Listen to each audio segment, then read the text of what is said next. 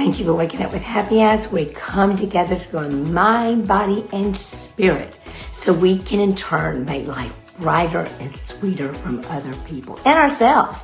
You know, y'all, this morning, I can't believe I'm doing this. I'm trying to get out the door. We're going to go to Banana Ball today after I go to a couple hour meeting. Just got my car back. It is crazier than crazy.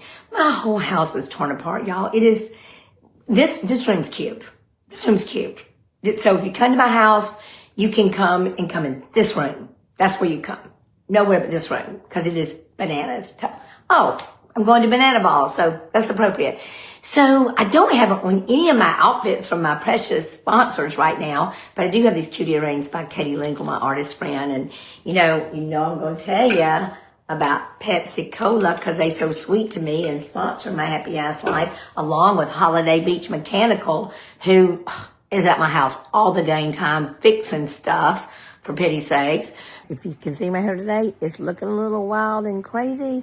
So it's time to get the Hue Salon, and I'm so thankful my appointment is around the corner. They are the most amazing stylists. They are just the sweetest place, and they love my happy ass life, and I love them. Thank you, Hue Salon. I'll tell you more about others in just a little bit, but I want to talk about something. Do you remember when you were growing up and somebody said to you, it's not, like if somebody's going to break up with you, they said, it's not you, it's me. It's not you, it's me. But you know what?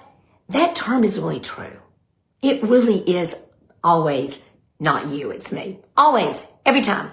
I remember when I was younger, and I might have told you the story before, but the story that really sticks in my head, now I learned from it, and I wish I could say I've learned it for good, I don't do it anymore, that I just stay in my own lane, stick to my side of the street, and clean up my side of the street. But you know what? I don't.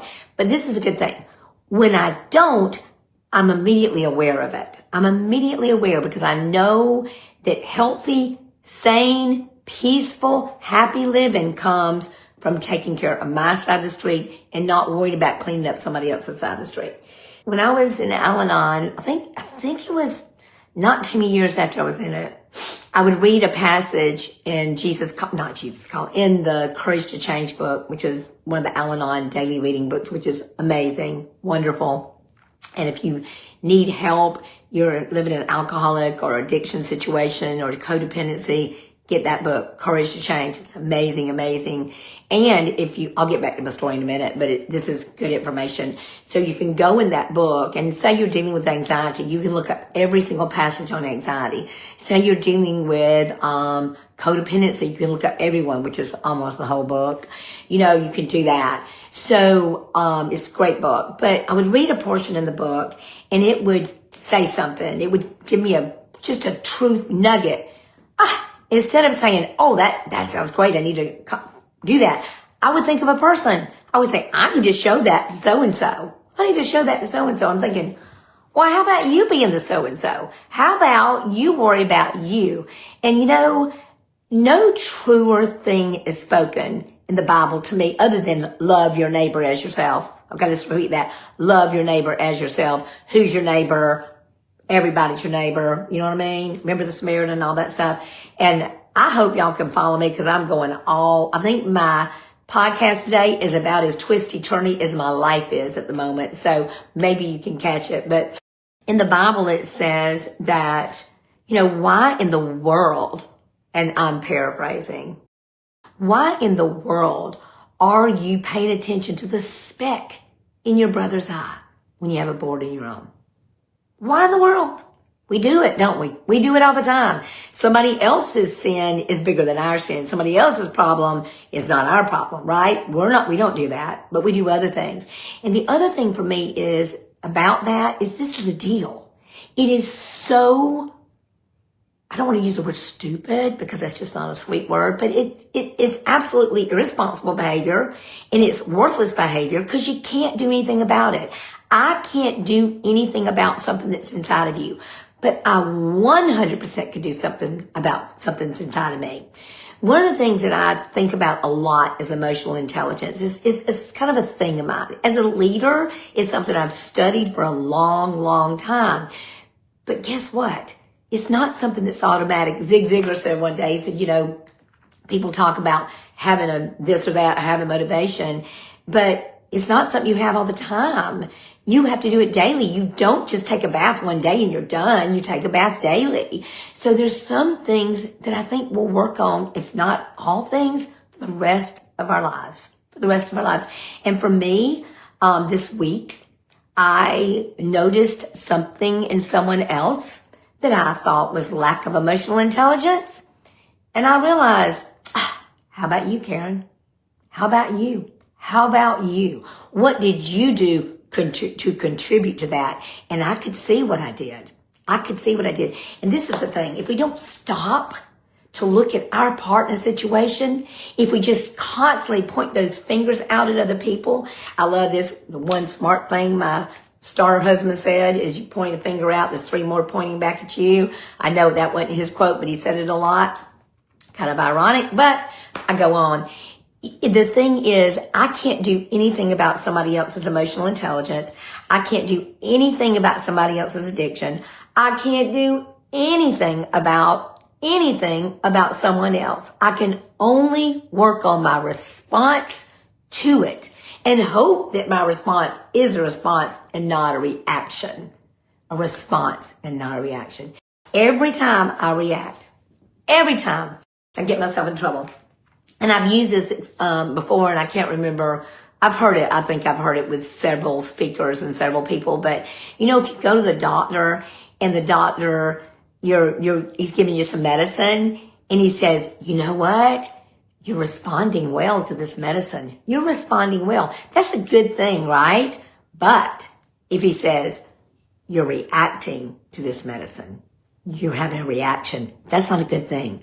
So I try to remember in my life, if I don't react in the moment, then it will be better for everyone. Everyone, we all will be better off by my lack of reaction and my response. And sometimes the best response is no response. Sometimes the best response is maybe for me, picking up my book, Jesus Calling, picking up Courage to Change. Right now, I told you I'm rereading the book, When the Heart Waits by Sue Kidd. And it's just become my theme song. In fact, so much so, and if you read it, you'll know that the butterfly is very, very prevalent in the storyline, in what she's trying to share. So I'm going to buy myself a butterfly necklace for my 67th birthday. Just so you know, I'm just going to tell you in advance that I'm looking for a darling, not a big one, because I have a big butterfly necklace that I wear that I love so much, that I got from Gypsy Willow, who happens to be a new sponsor, y'all. So shout out to Gypsy Willow. Thank you. She helps me dress so cute. I'm really thankful for her. Really thankful for Christy Kirkland. So back to my story. So I want to get me a little butterfly. So in the book, When the Heart Waits, it's really about taking time to look at you, to look authentically at you. And what are your dreams, desires, your wishes? What are the things I'm getting right? What are the things maybe I need to ditch in my life? What are the things that are not bringing value to my life or others? I wrote my blog today on that. My blog title was, It's Not You, It's Me. No, really. And that is so true. And if I could just remember that all the time, I would be so much happier. And I would not create a cascade of events. One of the things they teach us in Al-Anon is that we don't prevent a crisis. You don't try to intervene, because I did it for years in the lives of my children, especially Sheldon. Try to intervene to prevent a crisis, but you don't create one either. You don't knowingly or intentionally create a crisis. And I know that sounds crazy to think that you might, but sometimes when voicing something that you shouldn't voice, maybe interjecting yourself into something that is not your business, will create a crisis, And, you would think at 66, I would know all this by now. But knowing it and doing it are two things. And we have to practice those things on a daily basis. And for me, and I've told you lately, my schedule has been just stupid. I hate to use the word stupid, but it has been. It's just been redonkulous. And it's continuing on this weekend. And some of the things are fun, but it's still a lot. And so I said, Sunday morning, I'm not playing golf. I'm not going anywhere. I'm going to sit in my bed and I'm going to read and I'm going to study and I'm going to pray and I'm going to read and I'm going to study and I'm going to pray some more. When I don't spend time reflecting on what I need to do, what God desires for me, what is authentically mine to solve and do, what is my side of the street, what are the things that I can prevent, what are the things that I can take care of, which is only me. If I don't do that in a regular fashion, I can start getting twisted up and turned around and in a coil with the world. I think we all can. So I want to tell you something else that I thought was really cool. And I hope I get the story right. It's really easy. Oh gosh, y'all.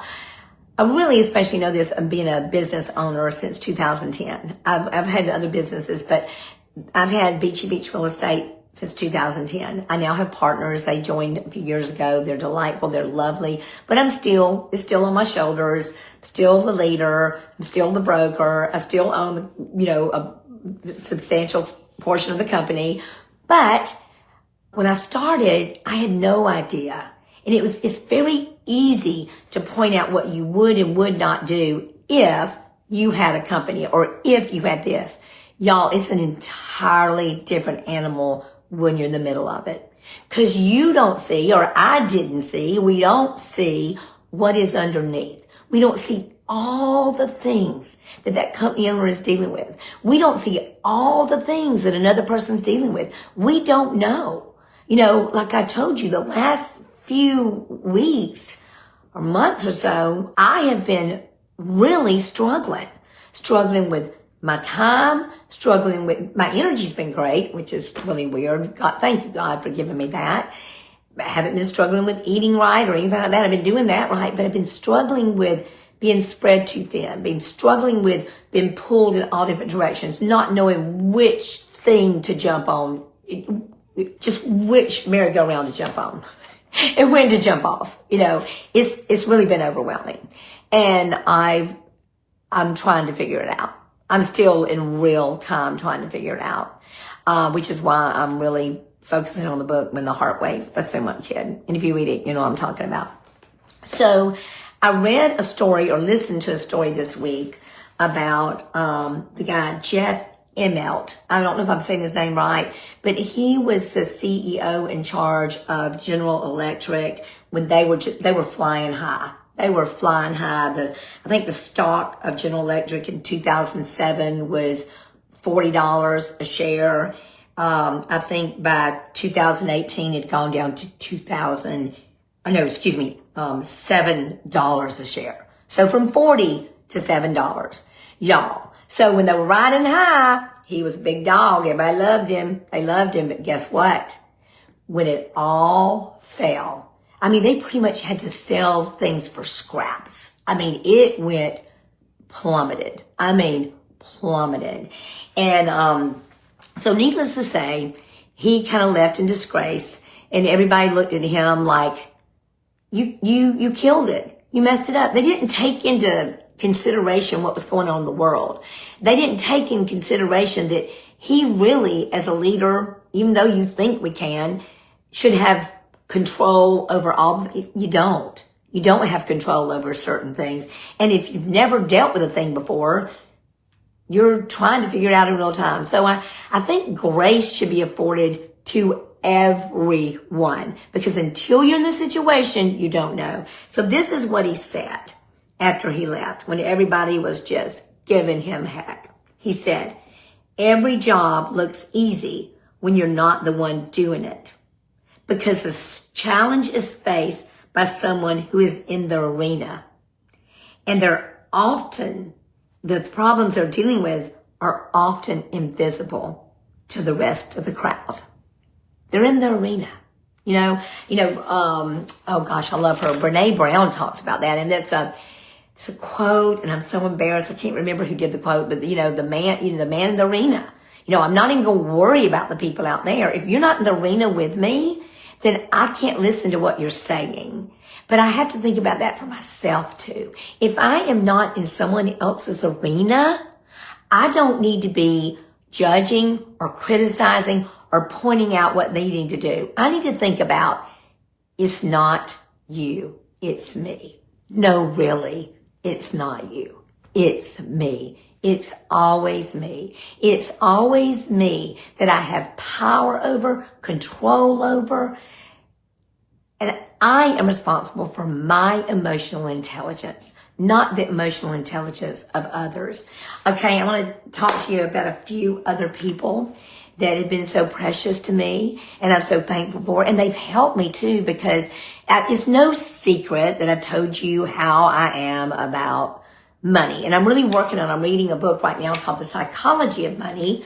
Can't remember the author, so forgive me. I'll put it in the show notes. So I always will put it in the show notes because Ashley, my fabulous producer, she's got it going on and she can help me. I stay out of her lane because she's awesome. So one of my sponsors, Brian Yormack, came to my office several years ago. He's with Baytax Solutions, and he taught me about things that I knew nothing about. I just assumed that my accountant knew everything. And guess what? They don't, or they don't think to tell you things depending on your situation. So Brian Yormack is with a company called Baytax Solutions, and they can do things like cost segregation studies where they can accelerate the depreciation on your building if you have a building. And so if you have a building that's like that you've spent money on, like it needs to be at least $500,000. $500,000, the more the better. They can look at it and they can accelerate your depreciation so that you can take all your tax benefits now instead of waiting out later. That sounds like something that I can have control over. So they'll be in the show notes. You can look to them for solutions. I also want to thank so much Shore House Furniture. And there's a little lesson in this too. Let me tell you. I don't know whether to tell y'all this or not. I think I'm going to tell you because I'm a very positive person, in case you didn't know. But I also, in doing my happy ass life, I'm super conscious of creating value for my sponsors.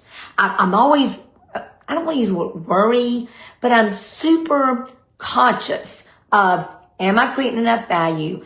Am I doing enough reels? Am I giving them enough for their money? Really bothers me. I really want to do that.